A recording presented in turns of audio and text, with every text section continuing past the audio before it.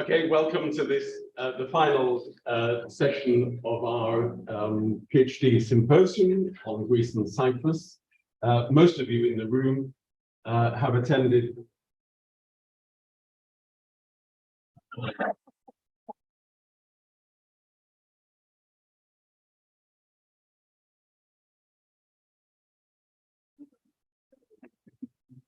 well. We all have our psychological nightmares. I just experienced a lot of it. Thank you.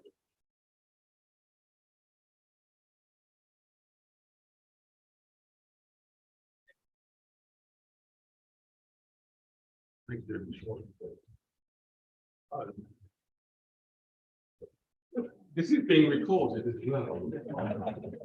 Available for a podcast later, truly. So most of you here have participated in our PhD symposium today on Greece and Cyprus. And I must say, I think it's been one of the best of our symposium events over now many, many years. It is today's the 10th such symposium. And I very much enjoyed looking at the papers and the discussions that have taken place in the panel. But this evening we finish with a special keynote lecture, and we've made it a public event as well. So you're all very welcome. Our speaker, surely to a Greek audience, needs no introduction.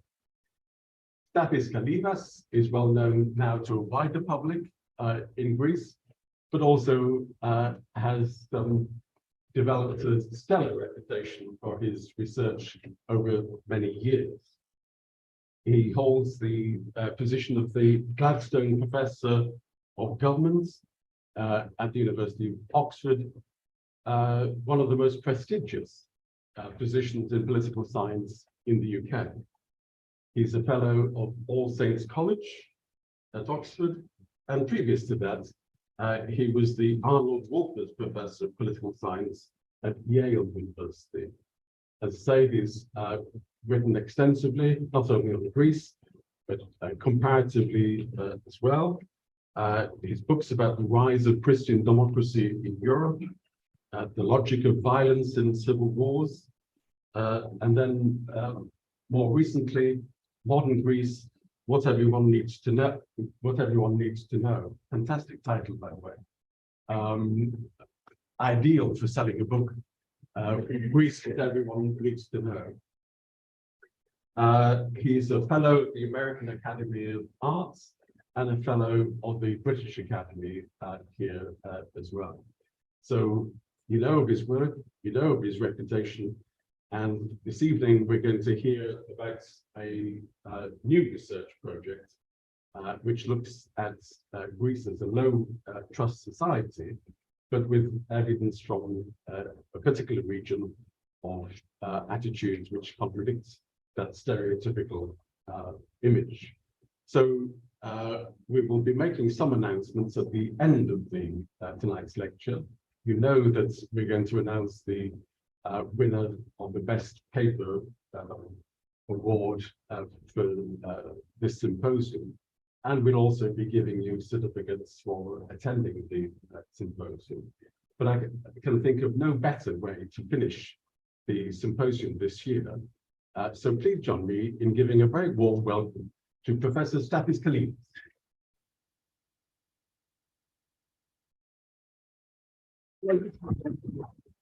Okay, which is fixed. Thank you very much for being here. Thank you very much for inviting me, Kevin, for this talk. It's a special pleasure to be here. I was here almost 20 years ago in one of the first symposia as a commentator and panel chair, and it's a pleasure to see so many people working on topics that have something to do with Greece. But it's also a pleasure to be presenting a research project that I started with Frosini Haritopoulou, who is a sociologist, a few years back. And we just put what is hopefully the finishing touch to it just last week. So it's a project that's a bit outside of what I've done so far, but something that I found extremely interesting and fascinating. I'll tell you a few things about what we know about trust and trust in Greece, discuss our general understanding of social trust, describe the method we used, and of course, the most important thing, our findings and their implications. What are the facts? Survey after survey seems to indicate that Greece is a low trust society, and that applies to both trust towards institutions, but also trust to other persons, what is known as interpersonal or social trust. And today I'm only going to talk about interpersonal trust. I'm not going to discuss institutional trust. And there seems to be this fact that comes out of a variety of surveys, the World Value Survey. They use different kinds of questions, but they all converge in that finding that Greeks do not trust each other. To give you an example, from the World Value Surveys in 2018, the question that is used to measure trust is, generally speaking, would you say that most people are trustworthy, or that one should be particularly careful in his or her exchanges with people? And only less than 10% of people in Greece answer positively to that question, which places Greece very low. 90% of people believe that they cannot trust others. In fact, people trust very much people very close to them, what is known as particularized trust. And that seems to be inversely correlated with trust to people one does not know, what is known as generalized trust. The reason why that is a problem is because very often this kind of combination of high particularized trust and low trust against vis-a-vis others one does not know is inimical to a number of positive outcomes and socially beneficial outcomes. This is a kind of information that is reported very much in Greece. And what is very interesting is that mistrust does not seem to affect only people who are foreigners or have a different type of religion, but people who one does not know in general. If you look at the European Social Survey, you see that compared to other countries, over time, Greece ranks very low. It's not just that the score that Greece gets is low, it is very low compared to other countries. And as I said, there is a lot of spread of that kind of information, reporting of that information. Greece ranks together with places like Iraq, Brazil, Colombia, not with places such as Sweden or the United Kingdom or most Scandinavian or Northern European countries. Given how close our memories are from the Greek crisis and the extent to which Greece was seen as divergent from the European average, this is the type of information that one does not like very much. So here that seems to confirm a lot of the stereotypes and beliefs that both others have about Greece, but also Greeks about themselves. If you ask people whether they believe that Greeks are mistrustful people, they will probably say yes. It is low across region, especially Western Macedonia seems to be the champion of low trust. It seems to be quite stable over time. In fact, there is research that suggests that during the crisis, interpersonal trust went down. So, but why do we care about that? There is a literature suggesting that in Greece, these low trust levels are associated with failures of development and failures of institutional improvement. It is a barrier to collective action, to cooperation and economic development in general. There are a number of very well-cited papers that focus on that connection. As I said, there is evidence that the economic crisis further depressed trust levels, and there is also some evidence connecting institutional trust to interpersonal trust. So the picture is very bleak, and that's why we care about it. So Greece is a low trust society data don't lie, and the claim is spreading, including within Greece, reinforcing a sense that the situation is pretty dire. Because if the failures of development can be attributed to individual beliefs and attitudes and behaviors, then it becomes much more difficult to engineer the kinds of policies that will put the country on a different trajectory. And maybe this is the kind of information that the danger is always might act as self-fulfilling behavior. As I said, you can search for evidence of reporting and repeating this claim. You'll find a lot of that. And that is the combination of sort of questions that led us to try to study this phenomenon. So what do we know about interpersonal or social trust? You can think of trust in a very sort of basic way as placing yourself in the hands of another person, becoming a hostage to another person.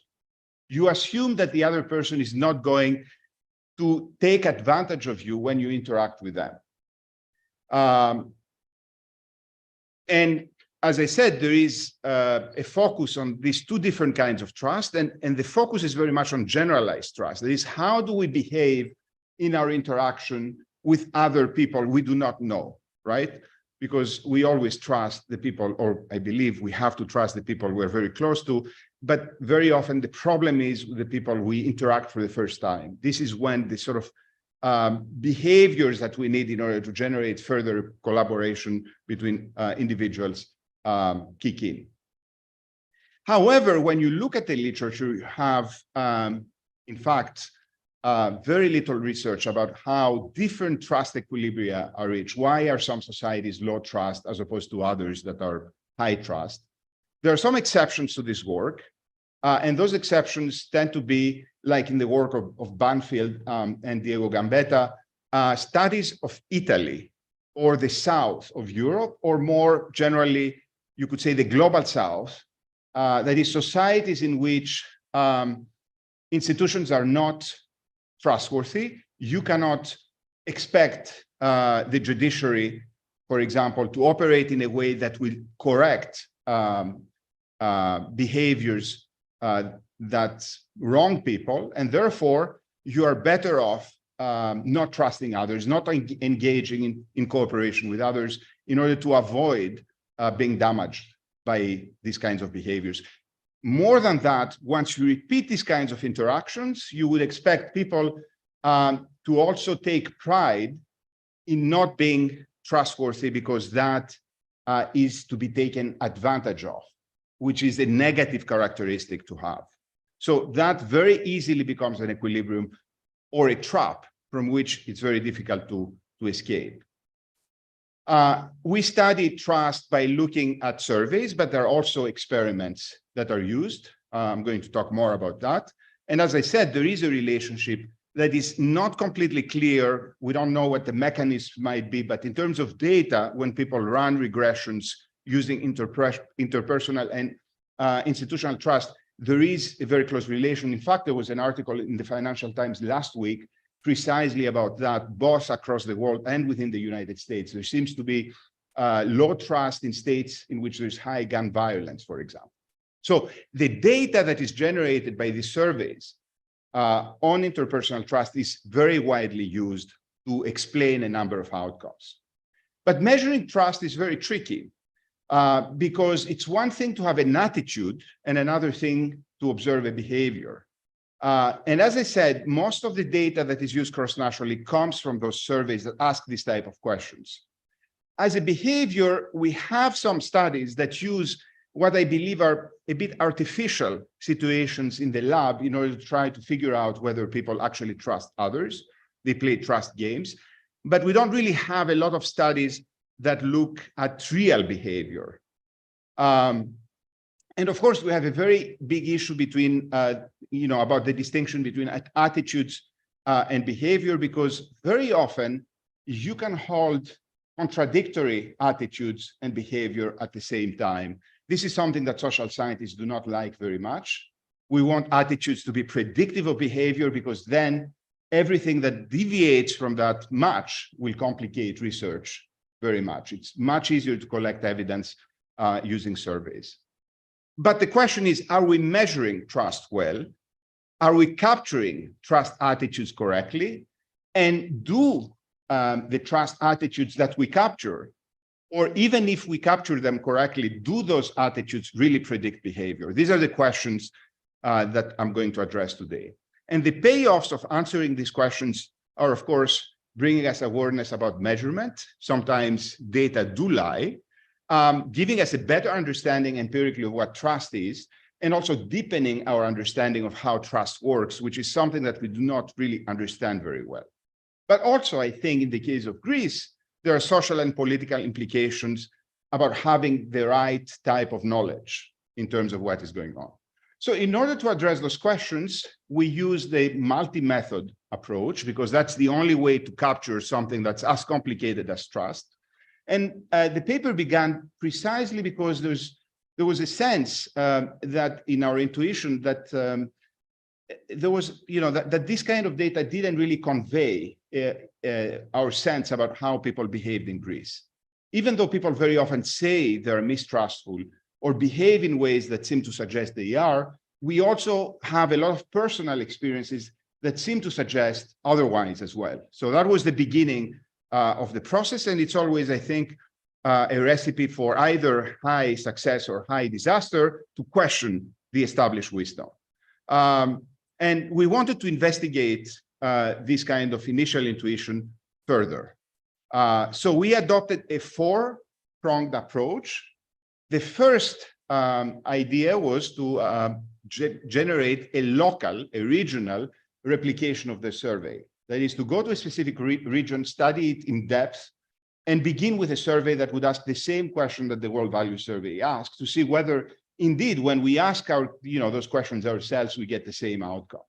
And we picked a region in northern Greece, the region of Drama, which is characterized by very low levels. As I said, Western Macedonia ranks very low. And also which, during COVID, was one of the areas in which the rates of vaccination were much lower than the average. So this is a hard case to try to show that, trust actually works. And we just, administered the questionnaire to a very small sample of people who we interviewed as well. That's why the sample is small, of 70 people, 71 to be exact. So that was the first tool. The second tool was an ethnography. My collaborator, who is an ethnographic sociologist, Frosini Haritopoulou, spent 6 months in that area, observed people, got to know them, talked to them, and acquired a very good sense of how things work there, including conducting a number of in-depth interviews on top of the participant observation. The third element was to use one of those lab experiments, the dictator, in this case, the hypothetical dictator game. I'm not going to go into details, which is used by economists to try to measure trust in a way that is more behavioral compared to surveys. You don't just ask people what they think, you observe them playing that game, which captures how much trust they have in others.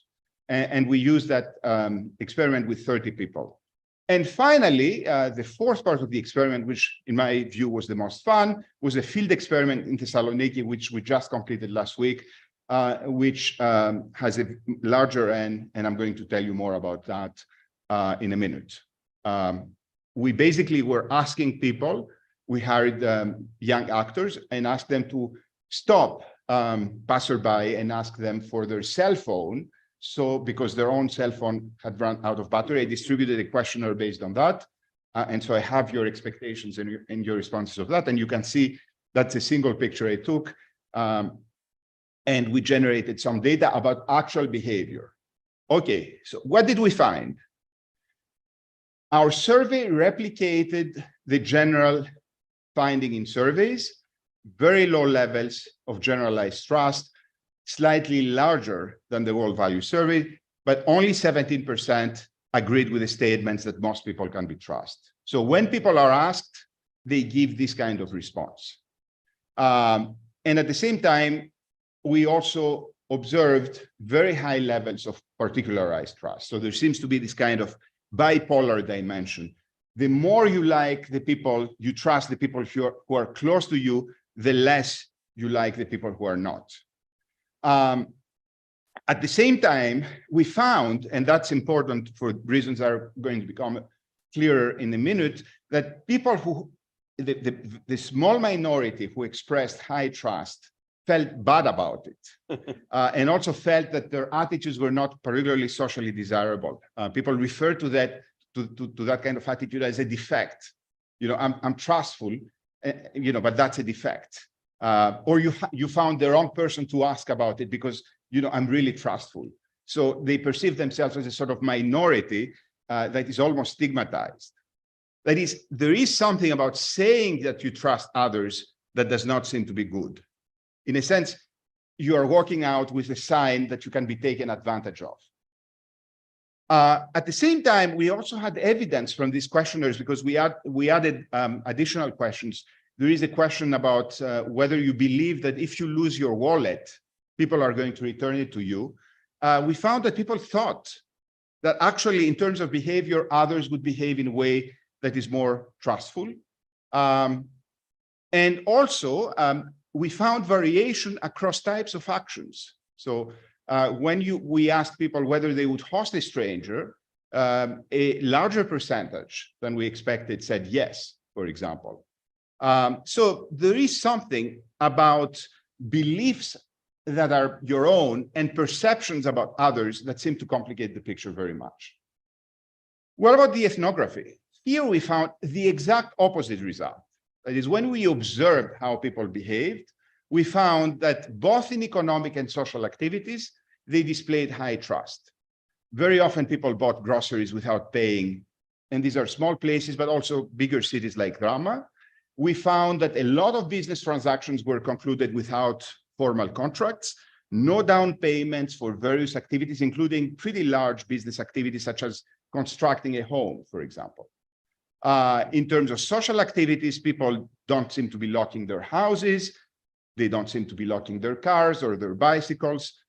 They lend small amounts of money in public places to strangers. For example, one of the things that Frassini observed in an open-air cinema, someone had forgotten their cash. They asked for the money to buy their ticket and go to the ATM during the intermission, and they were able to do that. When we checked in one hotel, we were not asked about credit cards or any identity information. We're just given the key. So there were a number of behaviors that surprised us. But of course, these are anecdotal observations. What about the trust game? High behavioral trust again. We found that more than half of the people who played the game played it in a way that in the literature captures trust. Only 2 people did not behave in a way that was untrustful of others. Finally, the field experiment, which is the most interesting one. I circulated a questionnaire asking you, what would you do if someone asks you in the street to borrow your phone to place a phone call because their own phone has run out of battery? Almost 6 out of 10 said that they would give it. We can or cannot believe you. But when I asked about how much you believe others would do it, the average estimate in this room is 4.5, 4.4 to be exact, which is actually quite interesting. So what did we get with this experiment? We, as I said, hired 4 people to do this asking over a period of 4 days. We generated 593 contacts. It's very exhausting work, both for the person who asks and the person who receives the call, because somebody has to receive the call when the phone is handed out. Very close, your prediction is very close to what we found. 4.7, that is almost half the people, when asked to borrow, to lend their phone to someone they do not know, do lend it, which is surprising given how much information is contained in our phones these days. It's like handing out your entire life, plus the value of a gadget, plus the fact that somebody is going to touch it, which is not the most pleasant idea for many people. We also were able to separate altruism from trusting feelings, because a number of people were willing to help, but not to hand in their phone. They were happy to dial the number, and that was a percentage of about 25%. If we're interested in good behavior, that's very high, but we can separate trusting behavior from just altruistic behavior.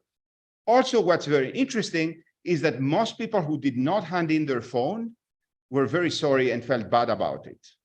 A number of people said that they didn't have enough. They don't have permanent contracts, so they use the kinds of metered phones. We don't have the ability to check for that. And it's very interesting to observe, and this is the topic for another talk, the kinds of reactions people express. One of the things that was actually very nice is when people handed in their phones and got it back, they felt very well about themselves. It's an easy public policy to increase, good feelings in a society. So we can think of it in that way. So in short, Greeks say that they do not trust others, but in fact they do. And so we have this kind of contradiction. But certainly based on this analysis, we can argue that Greece is not a low trust society when it comes to social trust. What are the implications of that finding? So the first of all is that we have a problem of measurement bias, that the surveys do not really capture things correctly. We do not know whether they capture things correctly in other societies. They may capture them correctly, or they may be capturing, the opposite bias, people saying they trust when in fact they do not. We have a very funny story in one village in the area of Drama. We went there to administer the questionnaire. The small hotel was owned by a woman who was Greek, was a migrant to Germany, returned to Greece to open that small hotel. Her husband is German. So when we gave them the questionnaire, the German husband was very trustful to others. The Greek woman was not. Now, a month later, my co-author returned to this hotel to stay. She was welcomed by the woman. She was given a key without any additional information asked by a woman who said that she doesn't trust others. And her husband, who trusted everyone, made a scene because he found it unacceptable that his wife would just hand the key to a stranger. So there seems to be a bias going in both directions. But more generally, I think we are capturing a general problem of attitudes and behaviors not generally being very much aligned, which is a general issue. So we wanted to understand, in a sense, the paper changed in a direction. We wanted to understand, to turn the paradox into a puzzle. Why are we observing such a high level of trust in Greek society?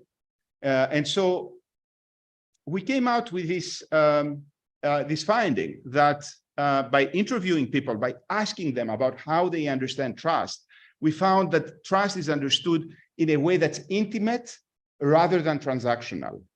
That the concept for Greeks has a psychological dimension that seems to be divorced from transactional considerations. For example, somebody told us that to trust someone means to expect never to be disappointed by them, to never be judged, to know that the other will always support you, never lie to you. So the threshold that people put in their mind for trusting others is as high as loving somebody else.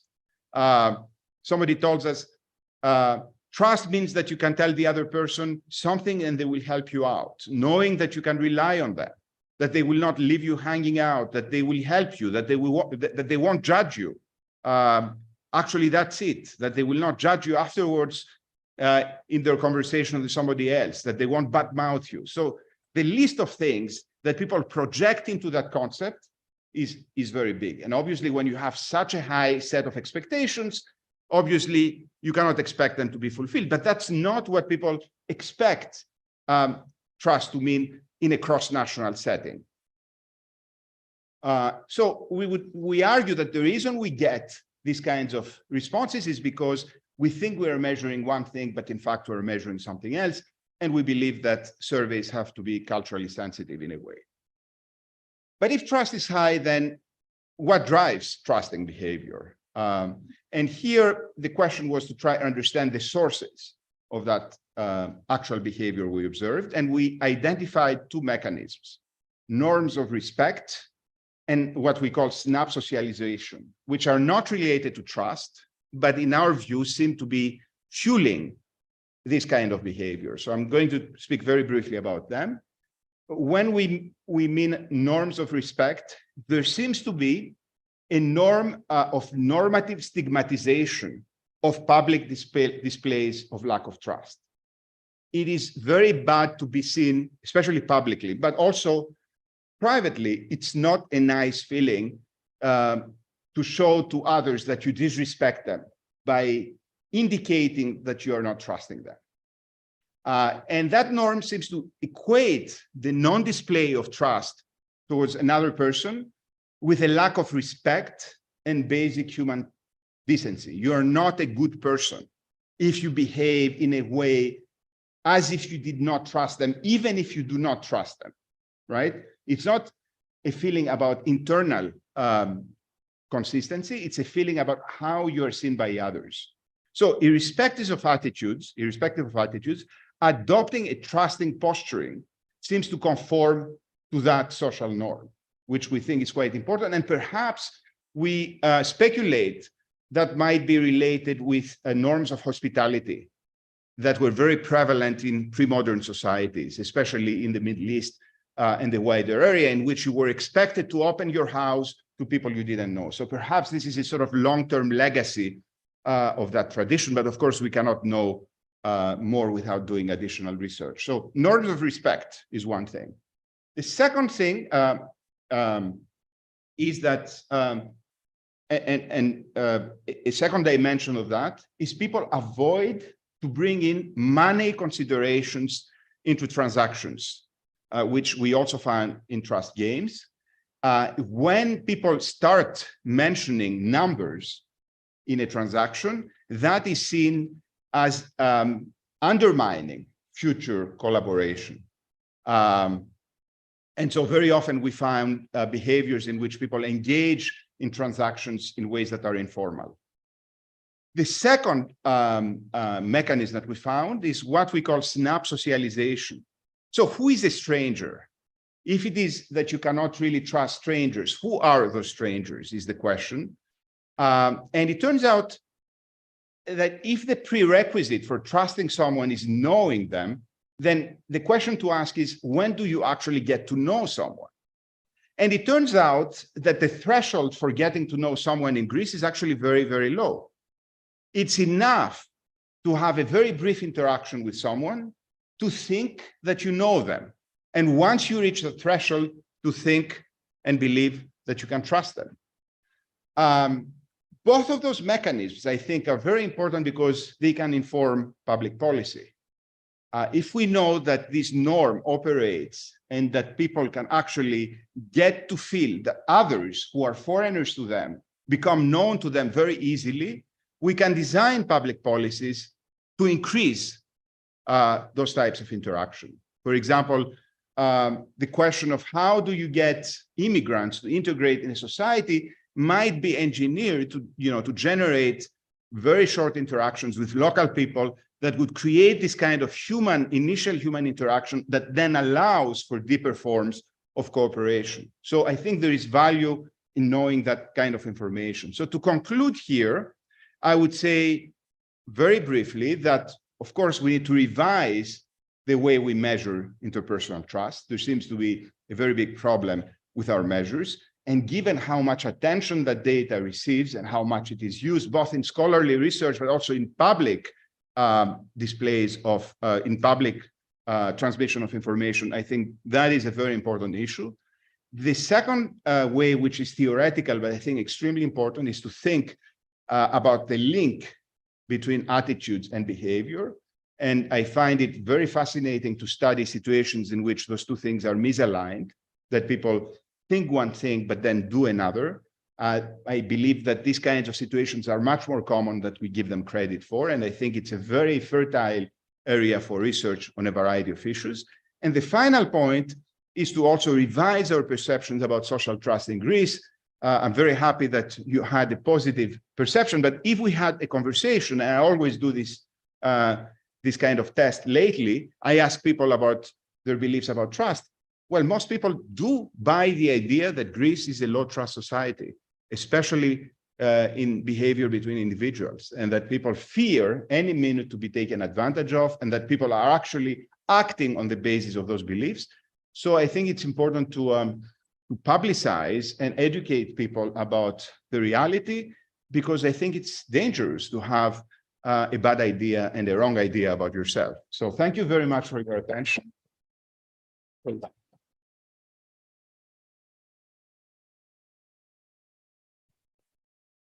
I have to say it's a paper,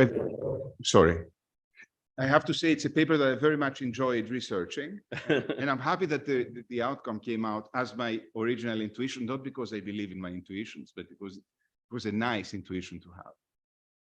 And I now understand why in the room before coming on stage, Stathis offered me at least 5 different mobile phones. Thank you very much indeed. I come from Yorkshire, so it's highly educational to learn about social trust. We don't tend to do that kind of thing in Yorkshire. Let me start with a couple of questions, and then I'm going to invite you to ask questions as well for what clearly was a fascinating lecture and an interesting project to do.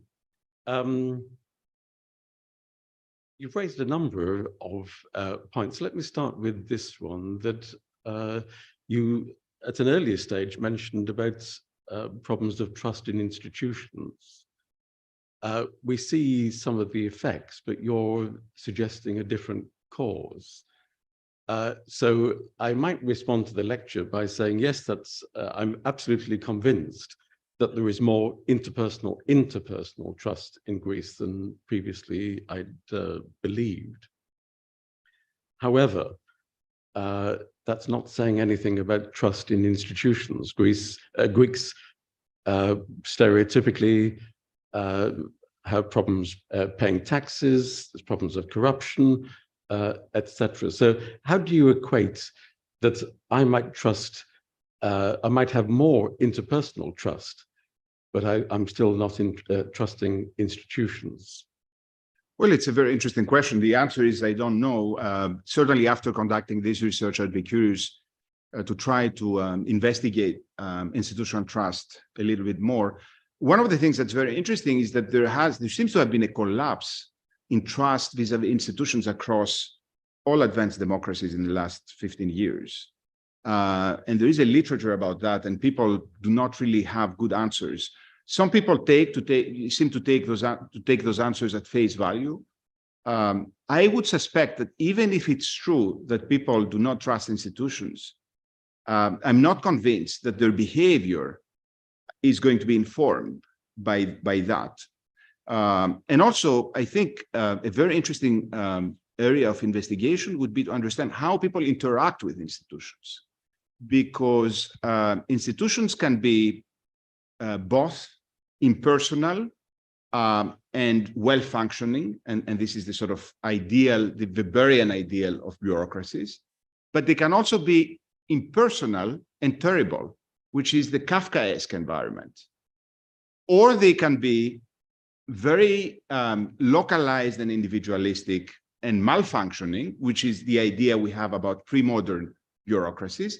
But there might be situations in which, you know, these kinds of more traditional bureaucracies actually operate in ways that solve problems and open roadblocks. Now, everyone, I'm sure, among you has had interactions with Greek bureaucracy, and I'm sure you have examples of both, of bureaucrats who actually blocked you in red tape for no good reason, but also the opposite, which we don't report very often, of bureaucrats sometimes solving problems of red tape and providing solutions because they're flexible. Whereas in a sort of well-functioning bureaucracy that follows rules, sometimes you have a very hard time overcoming Kafkaesque type of dilemmas. So I would say research, and you're here doing research, that's an avenue that's worth exploring. So you'd say that we all have experiences of Greek bureaucrats finding a pragmatic response to a solution, to a problem, do we? Yes. Fine. And I would say use snap socialization. Okay. You know, connect with them on a human level first. You would be surprised by the response. So here's your, you know, actionable tip. Okay. The other aspect that intrigues me is that there's a lot of research in the past about the fact that Greece has relatively low membership of associations, community action, etc. And of course, at the time of the 2004 Olympics, that was challenged because of the number of people volunteering to help with the Olympic Games. I think perhaps some evidence with the early response to COVID and vaccinations as well in terms of volunteers. So can you say a little bit more about interpersonal trust and our assumptions about relatively low membership of community associations? Yes, it is true that when it comes to what is known as civil society, for example, there is always a tension between the extent to which it is studied and the extent to which it might not exist. But as very often is the case, the way we understand civil society tends to be informed by cultural norms that do not always apply. Greeks do not seem to be very good in establishing rule-based formal kinds of interaction.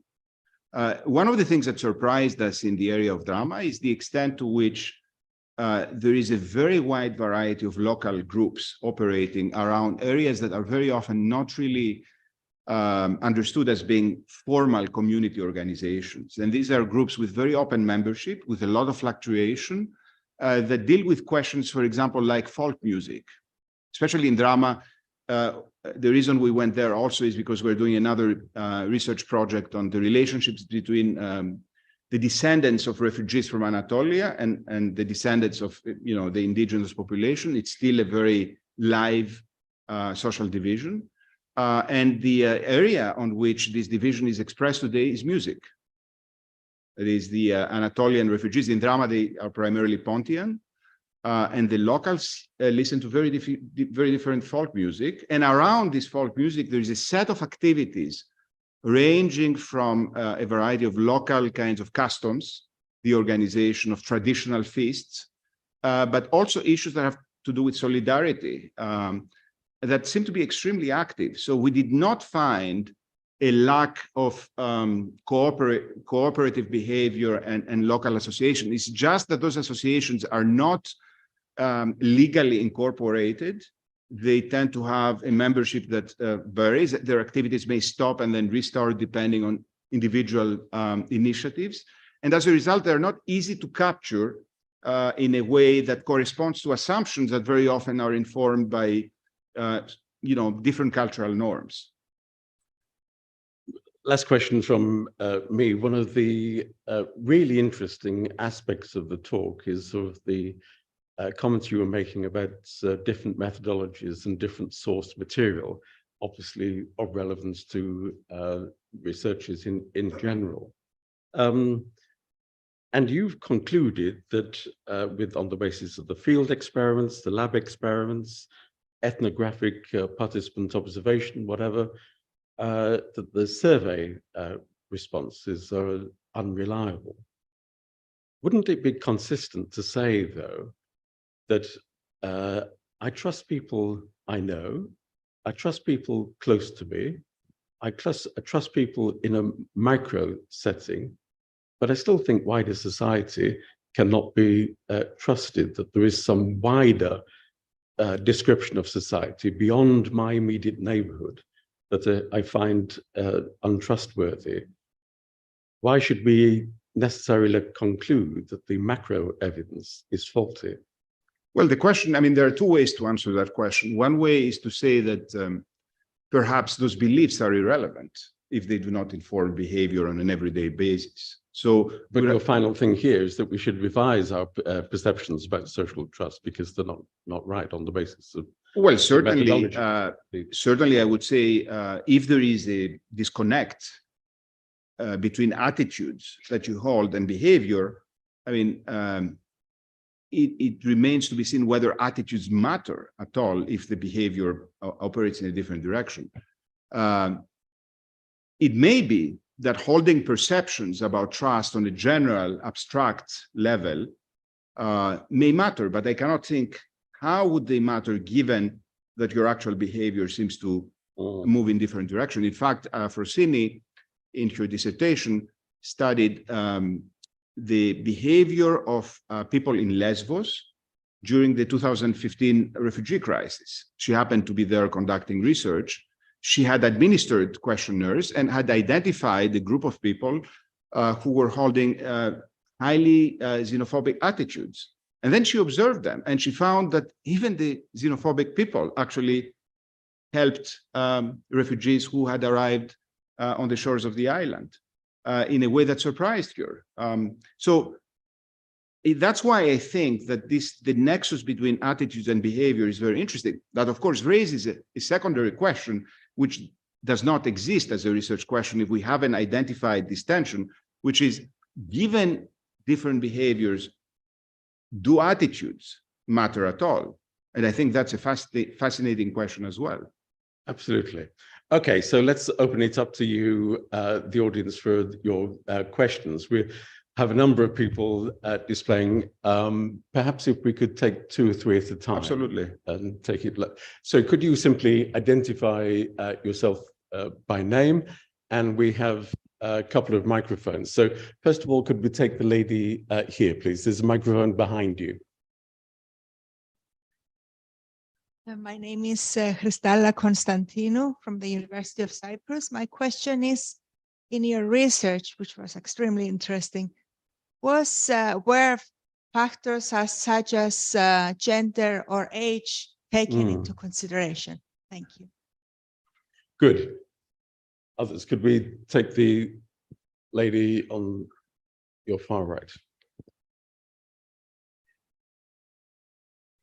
Hi, Katerina Dallacura, LSE. I have a question about the 2 types of trust you mentioned, and I was wondering if there's a third one. So you mentioned interpersonal and trust towards institutions, but what you were describing in your lecture was more trust in rules or in ways of doing things, in systems, in structures. For example, what to do when someone arrives in a hotel, how do you shop, receipts, and all the rest of it. It's not expressed by other institutional or interpersonal, but something in between. And it seems to me that there's very low trust in that, which may be the explanation rather than being trustful towards other people. Thank you. Not a very positive to say, but... Do you want to take those 2 questions, and then we're going to open up frequently? Let me start with the second. It's an interesting perspective. I have a hard time figuring out how I can separate rules from institutions. What you have is, very often trust vis-a-vis others is based on the idea of an interaction that does not conform on any known rules, and therefore you don't know how to behave because there's no script for it. For example, when it's unusual for people to be stopped in the street and been asked for their phone. It's never happened to me, for example. And so perhaps you don't have a ready-made script. So it's not clear that you have a rule, and that's perhaps why those norms might kick in. But one of the interesting aspects is sometimes sort of rule-bending behavior can be not necessarily untrustworthy. It can be also in the opposite direction. It can be characterized by trust. That is, if I'm a bureaucrat and I forego certain rules in order to help you, I assume you will not denounce me or you will not harm me for doing that. And so that perhaps is a way in which, sometimes not following rules, which we see as negative, correctly perhaps for many things, may actually work to the advantage of social cohesion and also achieving sort of local outcomes, even at the cost of, more problematic general outcomes. But it's something that I need to think more about. In terms of gender and age and other demographic characteristics, there are certainly lots of them. I could speak a lot on all the 4 dimensions of our work. I'll just mention, because it's fun, and I was just there, the field experiment in the streets with the phone. We had 4 different persons doing the asking, 2 men, 2 women. The men did much worse than the women. So people don't give their phone to men as much as they give it to women. There is a gender bias. And we found that our top performer would at some point reach almost 70% success. My phone kept ringing all the time because everyone was giving her her phone. It was just a very engaging person. So there is a human skill that seems to play a role on top of the characteristics. How you ask, how you approach someone matters. It's something that is not taught in schools, but should be. There is one type of person who does not give their phone very easily, and that is women over 50. They were our worst customers, so to speak. On the other hand, young people who tended to have more expensive phones, which was actually also a consideration, and also who are much more familiar and have much more of their lives in their phones, were much more willing to lend them to others, which I thought was very nice. So that is a sort of general overview on that aspect. Great. Let's take some more questions. Can we take my colleague here? Thanks, Vasilis Monastiriotis, LSE. Professor Kalyvas, really fascinating research. When you were presenting, I was thinking, I get excited when I get a 3-star coefficient on my computer, so really exciting. I want to follow up this conversation that we're having and ask to what extent factors of kind of identity perceptions and so forth come into play, as well as lived experience of the risk.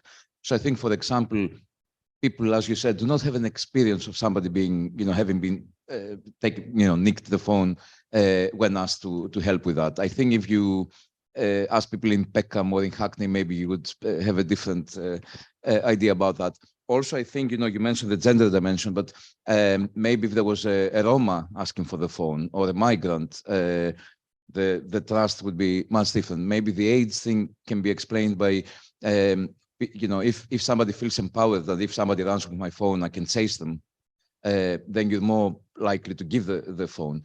Also, in situations, I won't take long, maybe you trust your grocer, but you do not trust a taxi driver, for example, because you have examples that you heard. So perceptions, again, of taxi drivers taking you around the city before they take you to your destination. So can you tell us something, whether it was in the research or not, about that dimension of, to what extent lived experiences or perceptions about experiences would affect the distance between attitude versus behavior?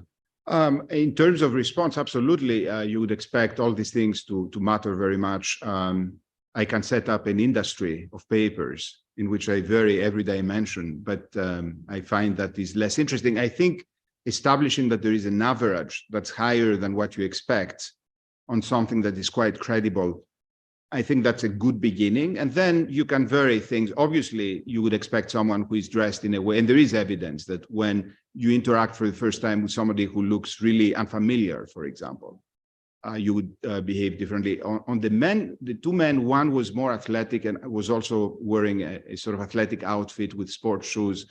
He could outrun you anytime, but he did better than the other guy, who was more thick-set and perhaps didn't inspire as much confidence. So there are things that can play out on a variety of dimensions. Obviously, where you do the asking, we did it in various areas of downtown Thessaloniki and during the day. If you do it at night, it's different.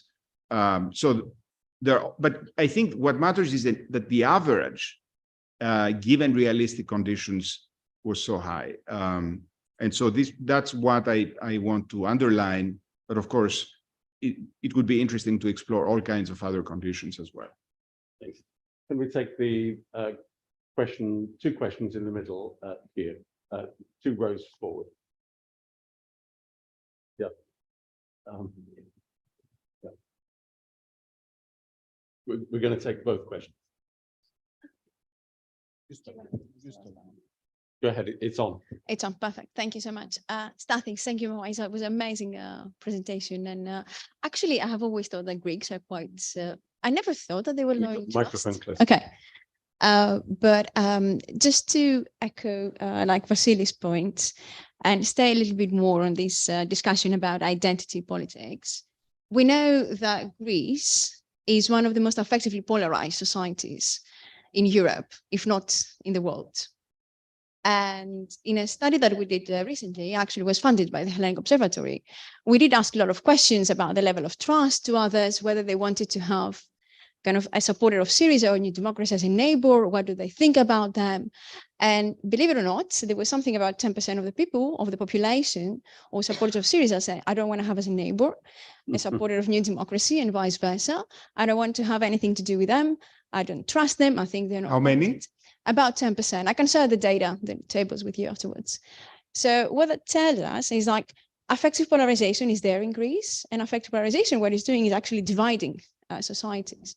So I was wondering if you have kind of any data or any thoughts of what will happen in your case, in the area that you studies, when like parties or ideology was coming into play, or there was any.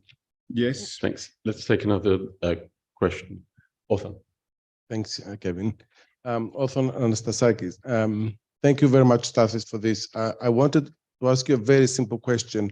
Did you have an operational definition of social trust when you started this? Because I'm just thinking that there is the mobile, but then do you trust the other person to leave your kid? Do you trust your keys to the house? Do you trust the person that they will keep to their promise? I mean, there are so many different things that, you know, that define that social trust. And I was wondering about the definition in particular. Thank you. So on the second question, obviously you can define trust vis-a-vis every action, another 500 papers to write, right?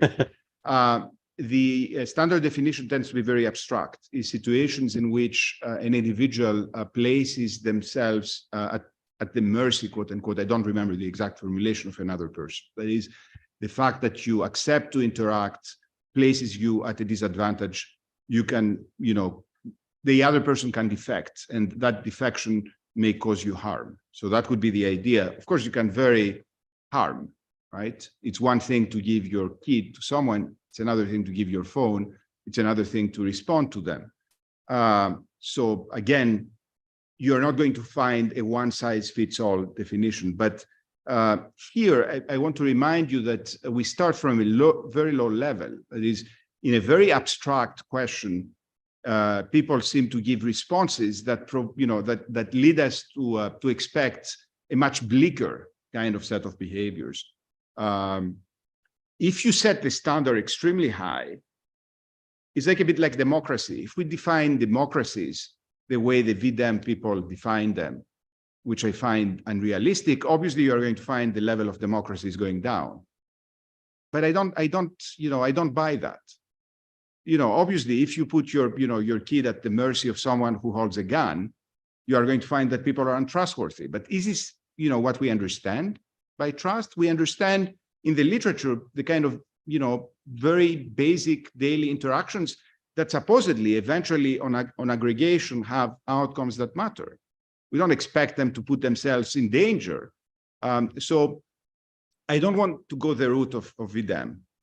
I want to, to focus on basic intuitions and therefore focus on things that are in a sense baked in the way people understand concepts.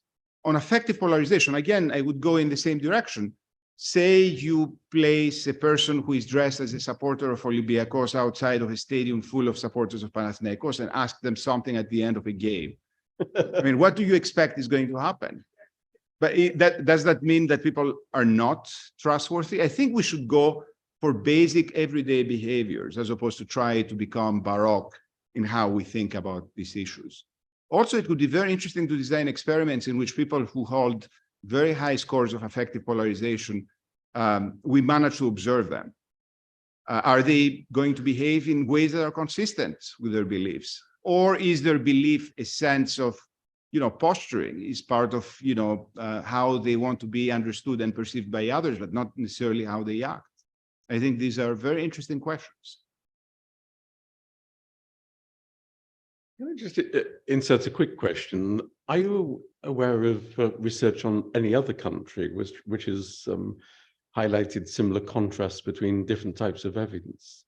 There are a number of new studies now. People like Baldassari at NYU and others are doing this kind of more realistic experiment. There is a lot of that going on, not in questions of trust, but interactions with migrants. Finding expected results, that is, when you interact with someone who is dressed with a hijab in Germany, obviously the kinds of, the interaction you observe is lower than with natives. But, the real intervention for me would be if you were to take an immigrant and generate a snap interaction, would you observe that then more meaningful interactions would increase or not? So there is quite a lot, but overall, this is a literature that's quite undeveloped. And so the survey data is being used in a huge amount of papers, but not much is being done in order to improve measurement, which is a general problem with social sciences, by the way. We don't pay enough. There's so much emphasis on estimating causal effects based on data that seem to me to have very serious problem of measurement. Good. Other comments? Could we take my friend here? Let's take 3 or 4. Yeah. I see a number of people. And I will spread geographically. Yes, hi, Andreas Kutras. A quick question. Whether Greece is a low or a high trust society, were you able to actually pinpoint or at least find some transmission mechanism across time? Is it, for example, the family? Is it the society? Is it the school, the Greek army? What is it that actually transmits the lack of trust or the trust? Okay, thank you. So could we take the 2 gentlemen here, please? Thank you. I'm Savas Karlambidis.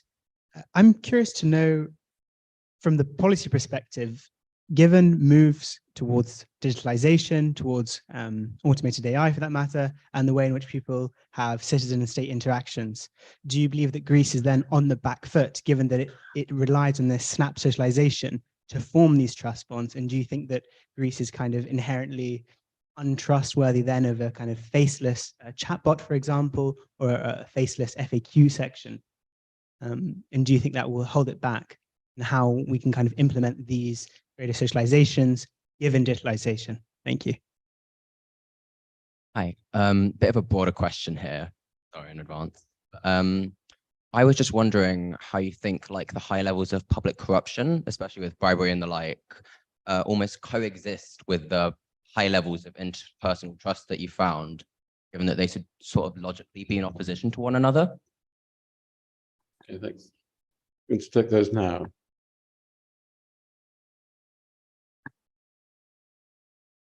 Stathis? Yes. Corruption and trust. It's not completely clear to me that these are concepts that operate on the same level. That that corruption requires an absence of trust.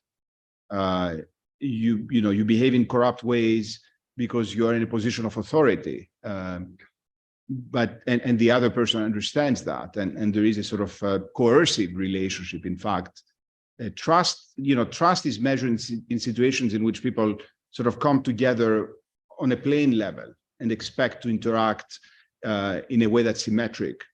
So even though very often corruption and trust are used in the same sentence, it's not clear to me that these are completely compatible concepts. Very interesting question about the digitization and moving into a sort of realm in which people interact less and less with real people. They live on the metaverse.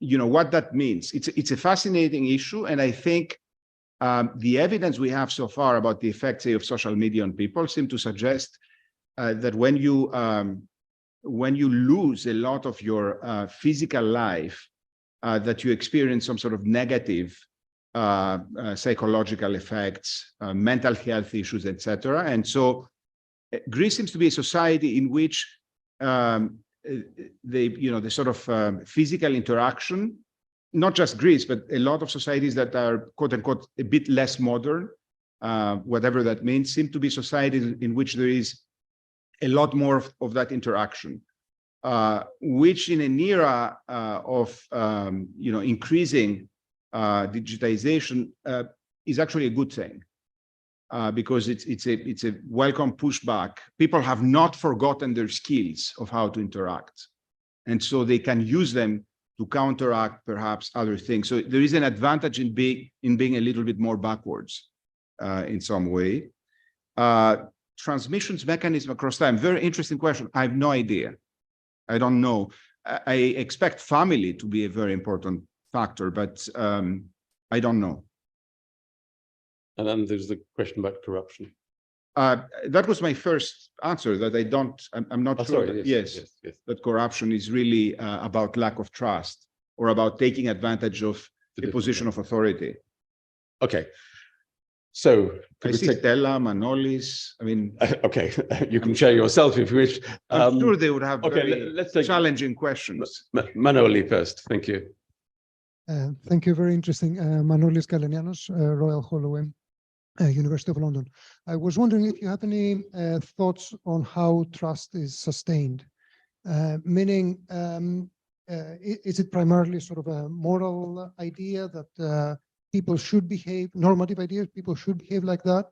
Or is it something that's confirmed through people's everyday experience and therefore in principle might change if experience turns more negative at some point? Thank you. Good. And yes, please go ahead. This is I'm from the University of Cyprus. Bit louder, please. Yes, sorry. So it seems that people in Greece tend to trust more family and friends. And I would like to ask where this trust comes from. I mean, is it the outcome of positive assessments towards relatives, or is it meaning that the trust comes from admiration and respect, or is it more of a cultural thing that people take for granted that they should trust their families? So that's more of a question about the quality of trust when we see. So it's a similar question to the previous one. Yeah. Actually, very interesting question. Can we take Stella over here, please? Yes.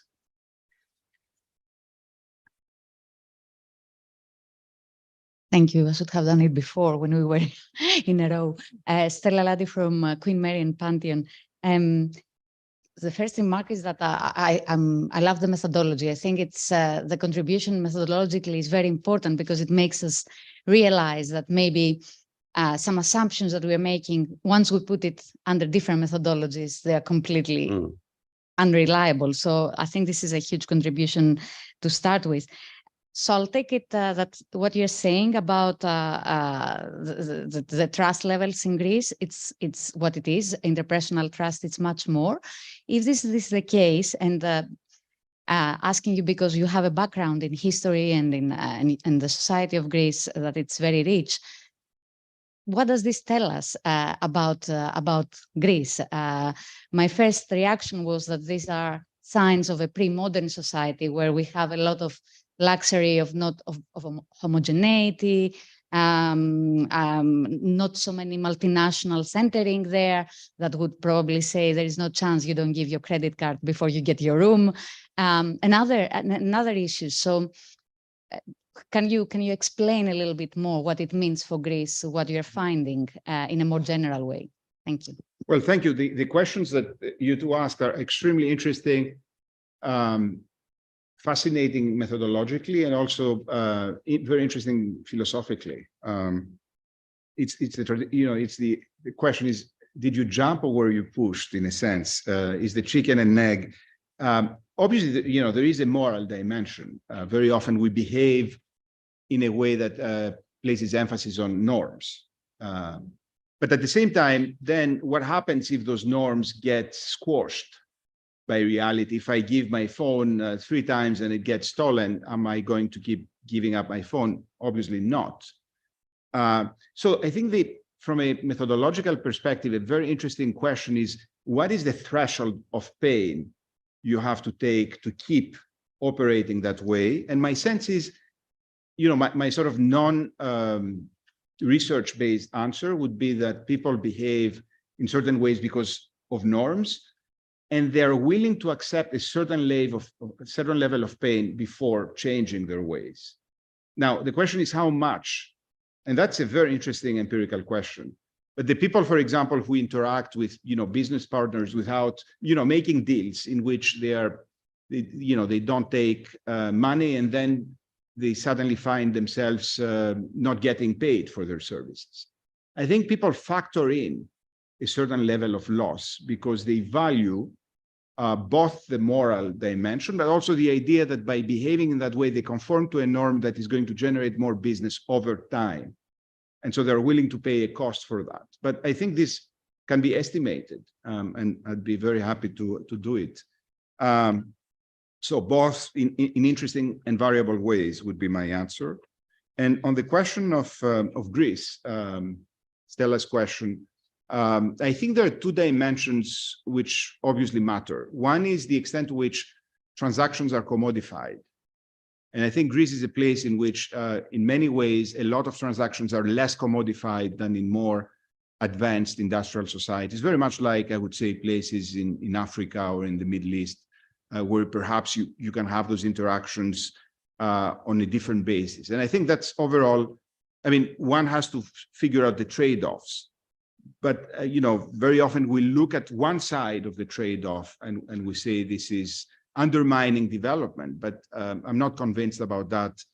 And I would like to study the trade-off more in depth. The second thing which people don't mention very often are the benefits of scale.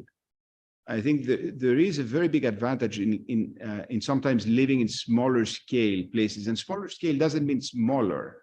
You can live in a large society that is organized along smaller scale environment, and the kinds of interactions you get within that smaller scale are going to be more conducive to trustworthy behavior than interactions that are lost in a sea, a very large kind of scale. So again, that is not based on research. That's my sense. That scale tends to matters a lot. You can give it an interpretation that's rational. It's because you anticipate you're going to have repeated interactions, which we know from game theory diminish the probability of defection, or you can give it a moral interaction. Smaller scale allows you to put a face on a person, and morally you behave very differently when you humanize others. So these are compatible. We can think about research designs that separate the two, but I think for the moment that gives us at least some handle on that issue. Great. Any last questions before we move on? Yes, could you take a question here, please? Kyriaki Kukuraki, King's College London. Thank you very much for your presentation. My question would be, what are the consequences if you and others don't actually challenge these findings that come from the World Value Survey, etc.? What are the consequences for either the country, the society, and so on? Thank you very much. Thank you. I don't know. Just wait. Yes, I'm sorry. And okay, let's take two more questions. There's the lady here.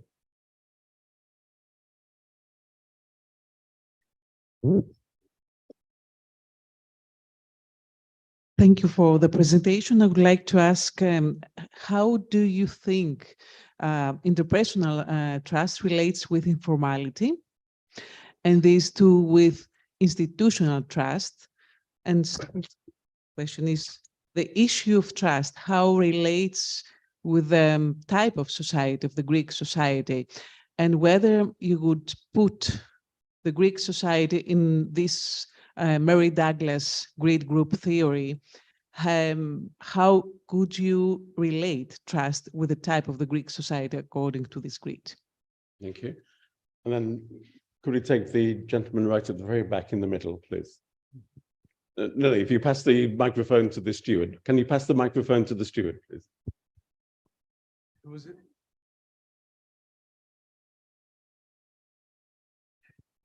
I'm Yoros Kalomiris from Aegean University. Thank you for your presentation. I was wondering if you think that rural communities in Greece, in Peloponnese or Crete, for example, which adapt, follow and support an unwritten laws system or common law in their structure are more trustful from the urban environment in Greece. Okay. Thank you. So these will be the last questions. Okay, on the consequences of allowing these findings to propagate themselves, I don't know if they have an effect. The danger is they may, as I mentioned, operate in a way that's self-fulfilling. They may make people being, for example, be less trustworthy because they perceive that that's a reality in which they live in. On the other hand, there is something called cognitive dissonance. That is, if you're told one thing, but then your experience is very different, we have evidence that you tend to believe your experience. So I don't know, but certainly it's not a good thing to allow things that are incorrect to be repeated, especially when they're not good. The second question, interpersonal trust and informality, obviously there's a very strong connection. You cannot have informal, especially when those informal arrangements are illegal. You have, and there you have a very large literature about the trade-offs that I mentioned before. And I don't know enough to give more of an answer on that, but I think very often, especially when it comes to international organizations, there is almost an automatic assumption that anything that is informal or pre-modern is going to necessarily be inimical to development. And I'm not completely convinced. I think the reality is more nuanced than that. But again, I don't know. And the final question about informal rules in places like Crete, a lot of these kinds, I mean, there are very few places that operate under those very strong informal rules. Places like Zoniana, for example, they're extremely, tight-knit internally because they have those rules and very suspicious of outsiders. But that's not the general reality. I think what the general reality resembles very much in Greece. The rural side, you have a sort of low-level urbanization that has changed behavior in villages and have made them more urbanized, but in a way that is not extreme. And at the same time, because cities in Greece are organized in a way that privilege low scale in terms of neighborhoods with their central square, very often you observe in those places behaviors that are reminiscent of small-scale communities, not of large-scale cities. And I think that's generally a good thing. But again, there are trade-offs that I haven't thought about. Okay, we've come to the end of a fascinating discussion and a wonderful lecture. So I now need to do several things, but please thank our guest speaker, Stathis Kalyvas. Thank you very much.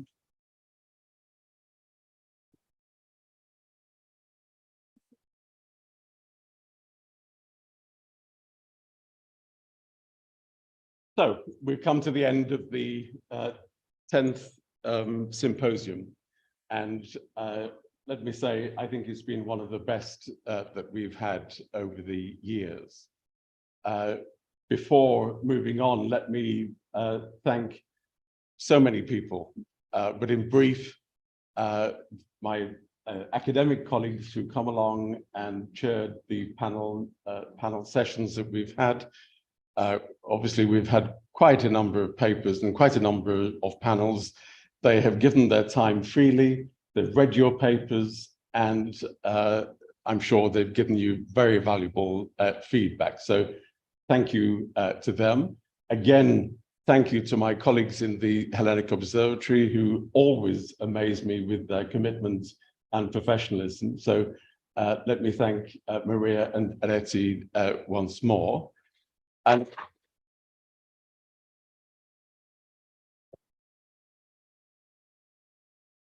And let me thank each of our speakers, our paper givers this year. We've had a large number of papers being presented. We had to decline a number of applications that were made to attend the symposium. So we're very pleased with the breadth and the research that is clearly going on. I always think actually that the symposium is a very good barometer of the kind of research agendas, the kind of research topics that PhD students are choosing at any particular time over the years.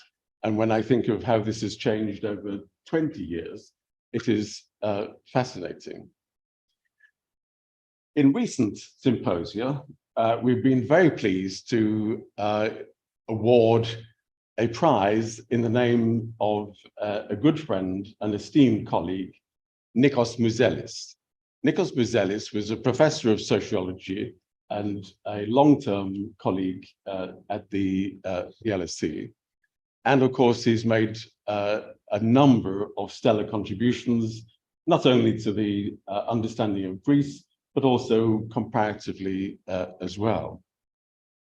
So with his endorsements, we have created a prize for the best paper that has been delivered at the symposium.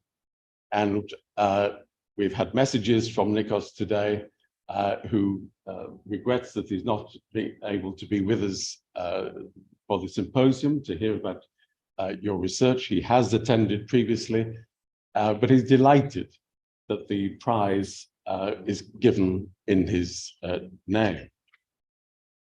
We read so many papers, we consulted, we dashed between panels. We even had a last-minute consultation on the stage to establish the final shortlist. So let me say that it was not at all easy to make the final selection.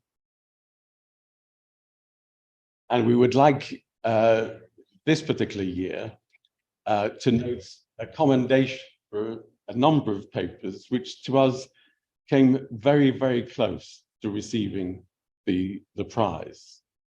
And they are Nikos Ioannidis, Marina Sauloudi, and Savjik Rusika. I'm not sure I pronounced the last name correctly, but forgive me.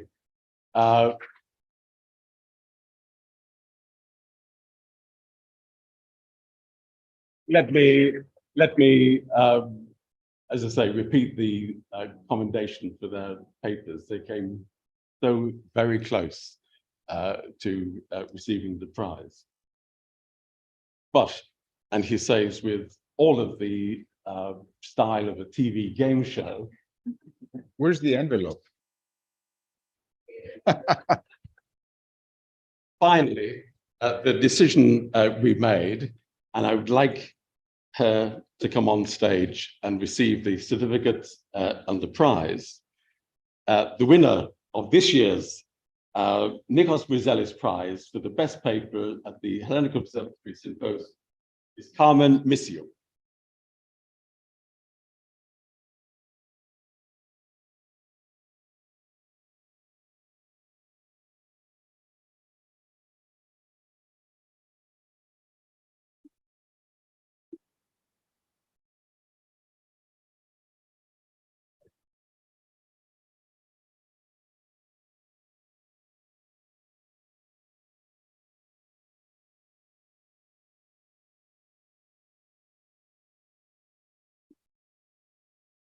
So we are now at the end, but I think we all deserve a reward for all of the discussions we've had, all of the efforts and the work that has gone in to today's symposium.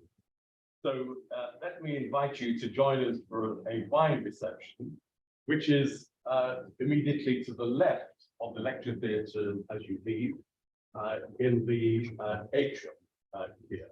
So we look forward to continuing our discussions with you, this time in with alcohol. Okay. So please enjoy and thank you for that. Thanks very much. Great. So did you have? Yes. I asked here, I printed the small questionnaire and asked Kira to distribute it and then to calculate it. Andy? How are we on that? Tell me. I remember stuff 3 years ago during the crisis. They ever optimism. They ever optimism. Well, we got it. We got there. We got it. Have to say, I wasn't expecting anything other than an optimistic view.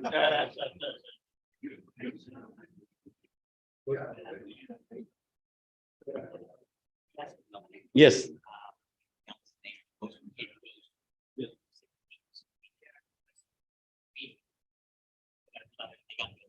No. Did you? Okay, just wanted to make sure